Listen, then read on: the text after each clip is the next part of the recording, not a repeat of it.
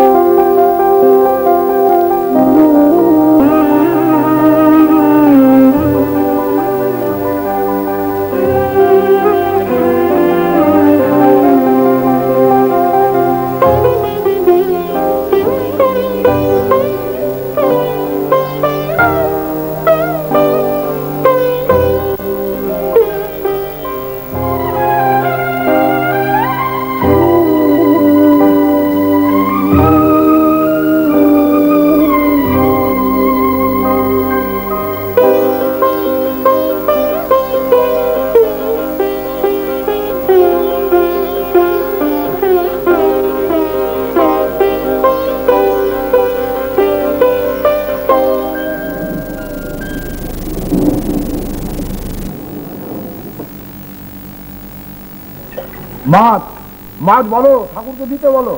ঠাকুরের যে হাতি চলছে না, জলদি করো গাড়ি ধরতে হবে, তাড়া আছে।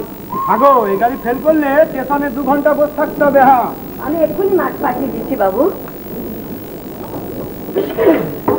ও আছে ঠাকুর, আজে ঠাকুর, বাবুরা মাছ চাইছে। মাছ? হ্যাঁ, মাছটা এখনো কোটাই হয়নি। এই 7 সকালে কোন হোটেলে মাছ দেয় শুনি?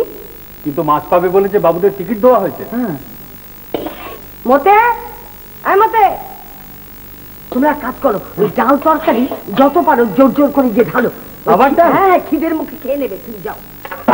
ডাল তো দিয়ে, হ্যাঁ, জোর জোর করে দেবে, না চাইলেও দেবে। যাও যাও যাও, তাড়াতাড়ি যাও। বারবার ডাল দিলে যাও না তুমি। কি বলছে পদ্মা দিদি? তুই বাবুদের খাবার ঘরে গিয়ে কৃষ্ণনগরের গাড়ি আসছে বলে তাড়া দে, মাছ এখনো হয়নি। বুঝেছি। দেখো খালি খালি ডাল ঢালছে, আরে মাছের কি হলো? ঠাকুর, কথাটা কি তোমার কানে যাচ্ছে না?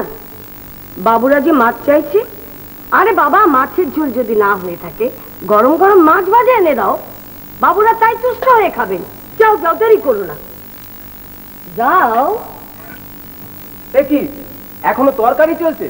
ওদিকে কৃষ্ণনগরের গাড়ি এলো বলে ঘন্টা পড়ে গিয়েছে। হ্যাঁ, ঘন্টা পড়ে গিয়েছে। তা পড়বে না, গাড়ি গাংনাপুর ছেড়েছে, এলো বলে। সর্বনাশ, এই গাড়ি ফেল করলে তো কৃষ্ণনগরের গাড়ি পেতে সেই 2 ঘন্টা। কথা কম বলে তাড়াতাড়ি খেয়ে নাও দিনি। ও ঠাকুর, মাছটা নিয়ে এসো না। ছাড়ান দাও, মাছ খেতে গেলে গাড়ি ফেল করবো। সে পরে হবে এখন। মাছ আমার মাথায় থাক, তার থেকে এই পাতের পাট কথা তাড়াতাড়ি পেটের চালান করতে পারলেই যথেষ্ট। আরে বাবুদের জন্য আমি বড় বড় দাগা মাছ ভাজতে দিলুম, সকালবেলা বনির সময় খাওয়াবো বলে।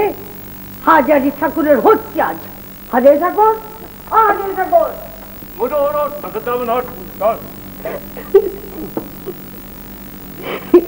মাছ এখন বাবুদের মাথায় উঠেছে। যাকে বাবা, 4খানা দাগা মাছ বেঁচে গেল। মতেটা কিন্তু কায়দা করে বলেছে ভালো। বেঁচে থাক বাবা, বেঁচে থাক। দিদি, এটা কিন্তু বড্ড জুয়াচুরি হয়ে গেল। তুমি থামো তো। কোন হোটেলে জুয়াচুরি না হয়? সাধুগিরি করে হোটেল চলে না, বুঝেছ?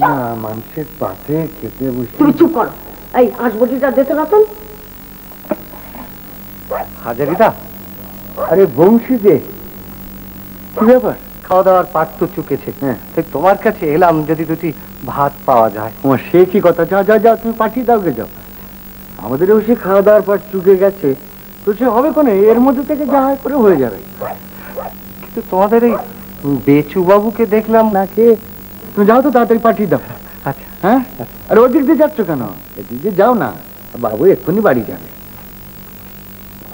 আরে বংশীধর যে আগে বাবা, খবরটা ওর কি? বাণিজ্যের হোটেলে খদ্দের পাতি বেশ ভালোই হচ্ছে শুনলো।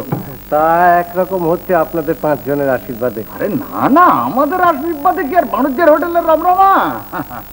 ওর খ্যানটাতেই কারবার চালাচ্ছে। তা তোমারও তো বেশ যশ টস হয়েছে রান্না। হাজারের সঙ্গে দেখা হলো?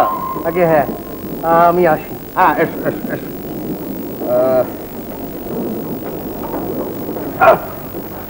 ও ঠাকুর, ঠাকুর, বাবু, আমি চললাম, ওই সদর খোলা রইলো, ওটা দিয়ে দিও।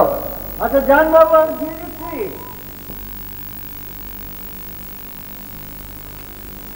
না, এত তো ছিল, আবার দই আনলেন কেন মামা? খাও, গরম পড়েছে, দইটা বেশ উপকারী। তোমার একটু নিরামিষ তরকারি দিই বাবা। বংশীধরের ভাগ্নেও যা, আমার ভাগ্নেও তাই। পাশাপাশি হোটেলে একদিন ধরে কাজ করছি। হোটেলে খাচ্ছি মনেই হচ্ছে না। আপনি এত আদর করে খাওয়াচ্ছেন মামা, আপনার হাতে রান্নাও তেমন। আচ্ছা মামা, এখানে কোনো চাকরি খালি আছে? চাকরি তুমি করবে নাকি? কি চাকরি? ধরুন এই হোটেলের রাঁধুনির চাকরি বা অন্য কিছু। কাজের চেষ্টায় 2 মাস ধরে কলকাতায় ঘুরছি, হবে? ও মা, তুমি হোটেলের চাকরি করবে কি গো? এটা বড় ঝঞ্ঝটের চাকরি। কিছুই তো পাচ্ছি না। তুমি লেখাপড়া কতদূর করেছো? 4th ক্লাস পর্যন্ত পড়েছি, তারপর বাবা মারা গেলেন, পড়াশোনা হলো না। তোর নাম কি বাবা? শ্রী নরেন্দ্রনাথ মুখোপাধ্যায়। আপনার খাওয়া হয়েছে মামা? না, আমি এই বসবো, খেতে বসবো। আমাদের তো কাজকর্ম মিটিয়ে টিটিয়ে খেতে খেতে সেই বেলা 3টে। এই জন্যই তো তোমায় বলছি বাবা, এ বড় ছেঁচড়া চাকরি। এই চাকরি করবে, মাইনে করিও তো ভালো না। তবে মামা, আপনার মতো রান্নার হাত যদি আমি পেতাম, টাকা আমিও কামাতে পারতাম। কি করে বলো তো বাবা? আমি একদিন নিজেই আমার হোটেল খুলতাম, এমন রান্না, খদ্দেরের আশীর্বাদে আমার দুঃখ ঘুচে যেত।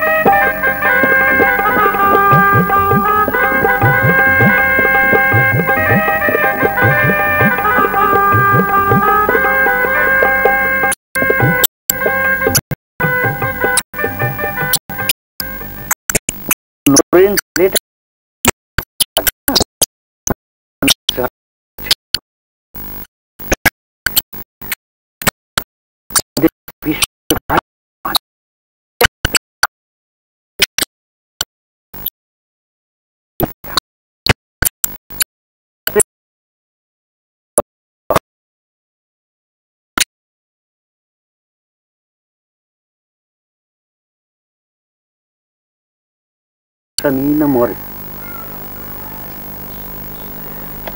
পরের ঝাঁটাকে চাকরি করতে আর ভালো লাগে না। হোটেল খুলতে কত টাকা লাগে জেঠামশাই? অনেক টাকা। বাড়ি গিয়ে ধার দেনার চেষ্টা করেছিল, অনেক হলো না।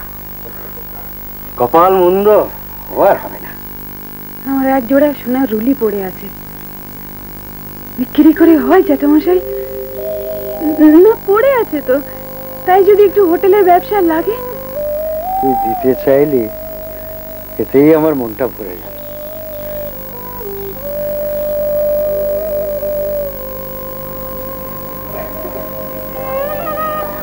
উঠি। বৌমা। হ্যাঁ মা। ও বৌমা, ধরো ছেলেকে ধরো। ঠাকুমাকে আর পছন্দ হচ্ছে না, বলছে মার কাছে যাবো। দেখি সোনার চাঁদকে একটু আদর করে যায়। তোমার মেয়েও তো ডাগর হলো গো, এবারে বিয়ে দাও, ঘর আলো করে নাতি আসুক, পেরান ভরে আদর করবে। আশীর্বাদ করো পিসে, সুপাত্রে যেন দিতে পারি। ভগবান তুমি ভালো করবে গো, অন্তর যার এত ভালো, ভগবান তার সহায়।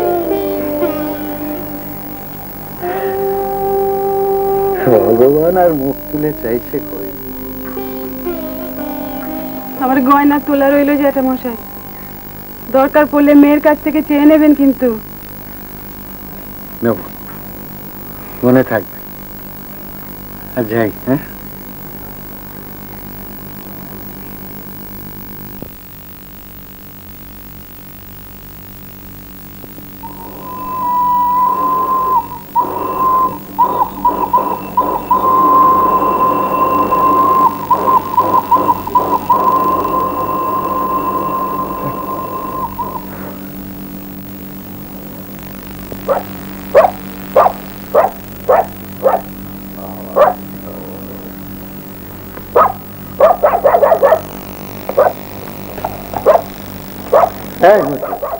কোথায় গেছিলি রে? এই একটু এদিকে গেছিলাম, ঘরে যা গরম। হ্যাঁ, যেত একটু কতটা যেত। আর পাচ্ছি না, মনের আছে গাফা একদম টিরবির টিরবির করছে, একটু মেঘ নেই, বাতাস নেই। আমি যাই দেখি স্টেশনের দিকে গিয়ে শুই। তুই তোর ভেজিয়ে শুয়ে পড়। আর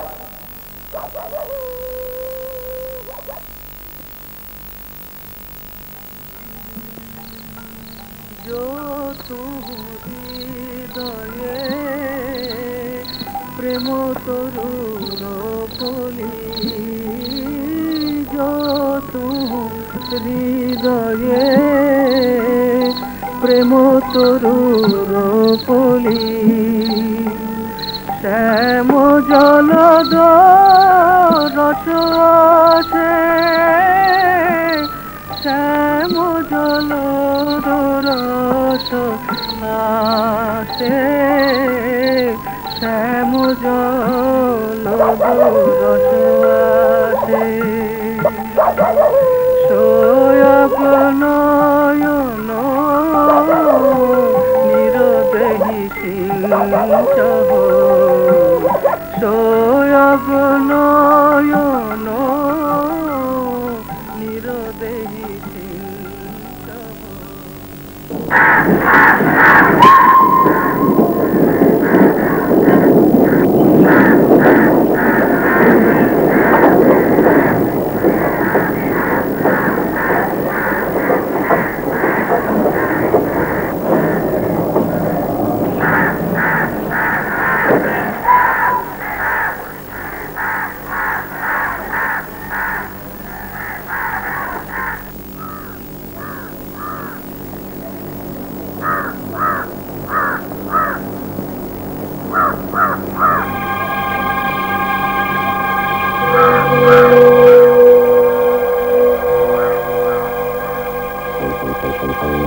কোথায় যাচ্ছ? আরে এখানকার ঠাকুর তো। হ্যাঁ, হোটেলে ঠাকুর। ও যা, কি হলো? চলা চলা চলা চলা চলা। পেছনে বালতি ছিল গোটা ছয়েক, সাথে কড়াই ছিল 4টে, গোটা 5টা বোধ হবে। আর তাছাড়া আপনার গেলাস, বাটি, এই যে হাজারি। কোথায় ছিল খাবার ছেড়ে? যে আমি তো স্টেশনে ঘুমোচ্ছিল, কাকু গরম করেছিল তো, তাই স্টেশনে রাতটা কাটিয়ে এলুম। এদিকে তো আমার সর্বনাশ হয়ে গেল। হ্যাঁ, এতগুলো বাসনপত্র একটাও নেই, এত টাকার জিনিস। আমি তো পথে বসলাম। হে কি বাবু, চুরি হলো কি করে? মতি, কাল সদর দরজা বন্ধ করে ঘুমোস নি? তবে বাবু, তবে কি সেটা তোমরা দুই সাধু পুরুষই জানো। কোথায় নিয়ে রেখেছো বার করে আনো। কি বলো গো পদ্ম দিদি, আমি কোনোদিন বিড়ি দেশলাইটাও চুরি করিনি। আমি করব হোটেলের বাসন চুরি? তবে কি সব এমনি উবে গেল? প্ল্যাটফর্মেই যে শুয়েছিলে, এ কথা যদি আমি বিশ্বাস না করি। আচ্ছা, আমি তো মিছে কথা বলছি না বাবু।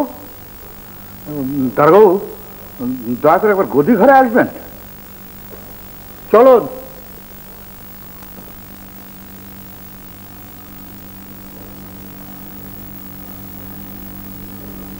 বুঝলে হাজারিদা, এই চক্রবর্তী আর পদ্ম দিদি দুজনেরই সন্দেহ তোমাদের দুজনের ওপর।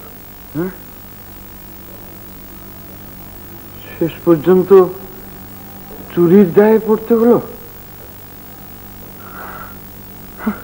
আমি তো কিছু ভাবতে পারছি না রে রতন। তোমাদের দারোগা বাবু ডাকছে। এমতি আরে বলে তো গ্রামের মেয়ে, নাম কুসুম। এই এদিকে আসো। হাজারি ঠাকুর, আগে তুমি কুসুমকে চেনো?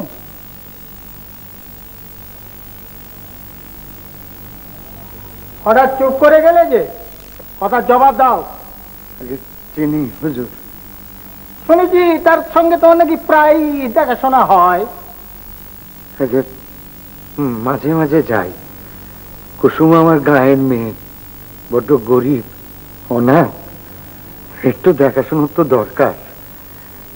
কুসুম আমার ধর্ম মেয়ে হুজুর। স্বামী আছে? বছর চারেক আগেই গত হয়েছে। শাশুড়ি আছে।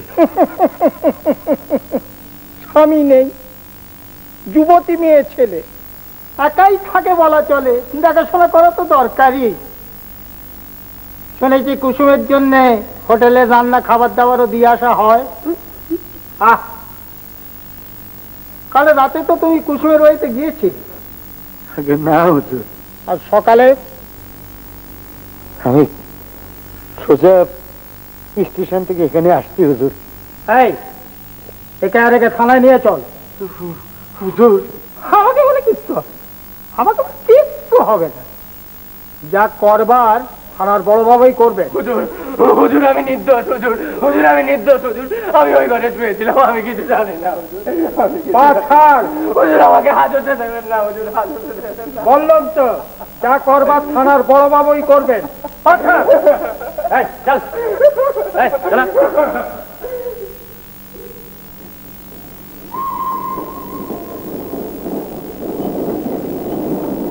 কর্তাবাবু, কাজটা কিন্তু আপনি ভালো করলেন না। হাজারিদা এতদিন আপনার কাছে আছে, মানুষটাকে তো আপনি জানতেন। চোর অপবাদ দিয়ে মানুষটাকে ফাটকে দিলেন। হাজারি চোর কিনা তার বিচার কি আমি করছি না থানা দারোগা করছে? এমন চরিত্রের লোক যে চুরি করতে পারে না, এই কথাটা বুঝিয়ে বললে মানুষটাকে এভাবে ধরে নিয়ে যেতে পারতো না। চোরের হয়ে ওকালতি করা হচ্ছে। হাজারি ঠাকুরের জন্য দরদ একেবারে উতলে উঠেছে। চোরকে ফাটকে দেবে না, তোকে পুজো করবে? বাবুকে শাসানো হচ্ছে। তোমার আসপর্ধা তো কম না। যাও যাও, কাজ করকে যাও। যাচ্ছে, কিন্তু এমন অন্যায্য কাজ যে ধর্মে সইবে না, এ আমি বলে দিয়ে যাচ্ছে। শুনলেন? শুনলে? কাদের দুধ কলা দিয়ে পুষ্ট টের পাচ্ছ? বিদে করো, সব ঝেঁটিয়ে বিদে করো। রতনের ব্যবস্থা আমি করছি। আমি এর কোনো বার্তা জানি না। আমি সে সময় হোটেলেই ছিলাম না বাবু। তার মানে কুসুম নামে সেই মেয়ে মানুষটা বাড়িতে ছিল? বাবু, কুসুম গরিব বিধবা, আমি তার মেয়ের মতন দেখি। হুজুর ধম্ম বাপ, আমি আপনার পা দুখানা শুয়ে বলতে পারি, বাপের মন ছাড়া তার কথা আমি চিন্তাও করি না। ওই হোটেলের পদ্ম যে ওর নামে দুর্নাম গেয়ে বেড়ায়, তার এর মধ্যে জড়াবেন না। বিনা দোষে মেয়েটা লজ্জায় ঘেন্নায় কোনদিন না গলায় দড়ি দিয়ে বসে। মাথার উপরে চন্দ্র সূর্য আছে। আমি ব্রাহ্মণ, আমি মিশে কথা জানি না হুজুর। আমারে আপনি যে দণ্ড দেন দিন হুজুর, আপনি মেয়েটারে জড়াবেন না এর মধ্যে। ঠিক আছে, আপাতত ওকে হাজতে রাখো, আমি কেসটা ভেবে দেখছি। হুজুর, এবার মহা ভুগু স্যার। না, এতে ভাববার কিছু নেই। চুরিটা ওই করেছে স্যার। এই চাকরিতে লোকচরিত্র বোঝাটাও দরকার। কে মিথ্যে বলছে আর কি সত্যি বলছে, এতদিনের অভিজ্ঞতায় সেটা কিছুটা আন্দাজ পাই। আবার তুমিও আছো রতন।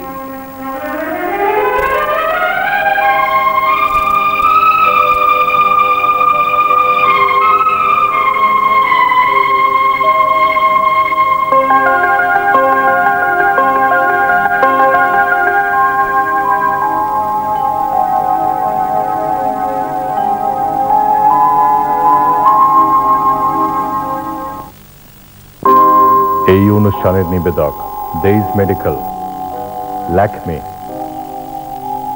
এবং হরলিক্স।